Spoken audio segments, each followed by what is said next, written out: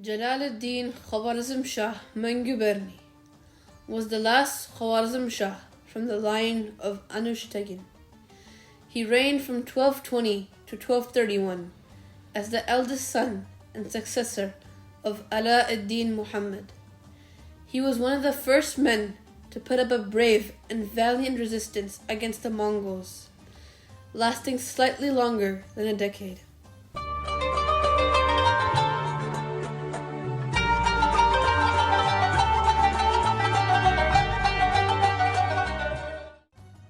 Jalaladdin was in fact never able to reign in his ancestral kingdom for more than a brief time.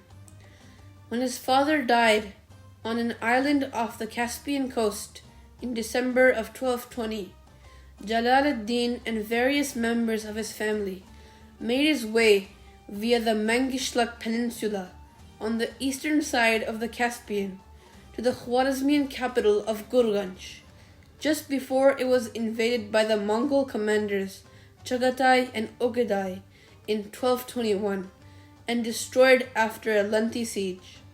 Suspecting treachery against himself in Gurganj by discontented Turkish commanders who were unable to accept Alauddin's last-minute change of the succession from the previously appointed heir Qutb-ud-Din Uzlaq-Shah to his elder brother Jalaladdin, the latter left the capital and headed southwards.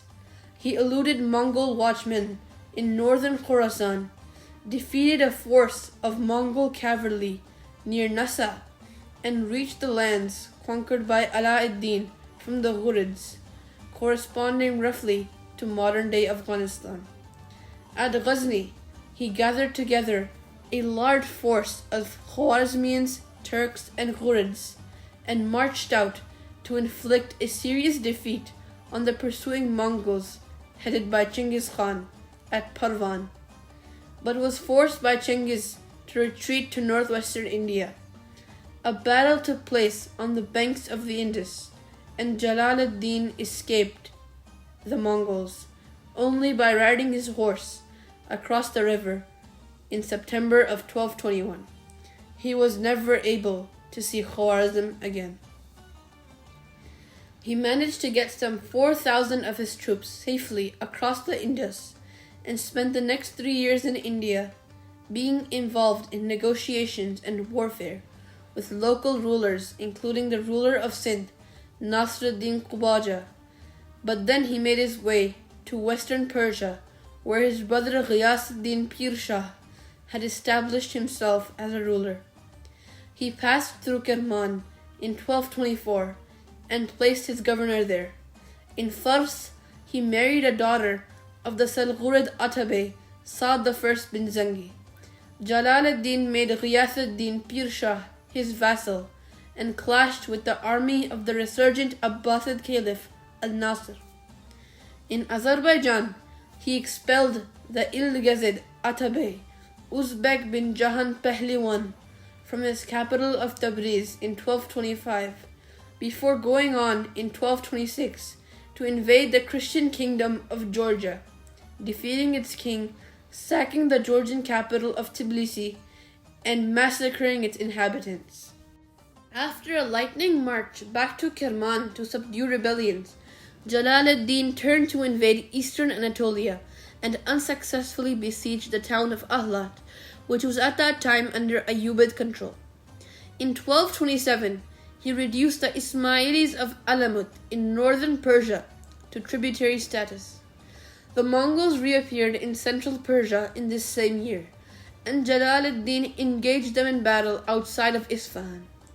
The result was technically a Mongol victory, but their losses were so severe that they withdrew from Persia back to Transoxania. Jalaladdin was forced to return to Ahlat in the hope of carving out for himself a principality in Anatolia. He captured the town at last in 1230, but then he had to face the combined forces of the Ayyubid ruler of Diyarbakir, Al-Malik al-Ashraf Musa I, and the Seljuk Sultan of Rum, Alauddin Qayqubad I. He was defeated by them at Erzincan in July of that year. Peace was agreed in face of the common threat from the Mongols, and as a result, Jalaladdin withdrew to Azerbaijan. However, a new Mongol army under Chormagun appeared in northern Persia, and Jalaladdin, pursued by the Mongols, had to flee westwards to Ahlat, but he was unable to recruit an army to face the Mongols and was mysteriously killed in a nearby Kurdish village in August of 1231, perhaps for reasons of gain or for revenge. His troops stayed in Anatolia and Syria, where for a considerable time they formed a distinct ethnic group. Jalaladdin would have been the only ruler in the eastern Iranian world with the statesmanship and military expertise to possibly withstand the Mongols, if he had been able to assemble a coalition of the local rulers of Persia, Iraq, and Anatolia. But divisions and jealousies made such an aim impossible, and the line of Khwarazmshahs ended with his death.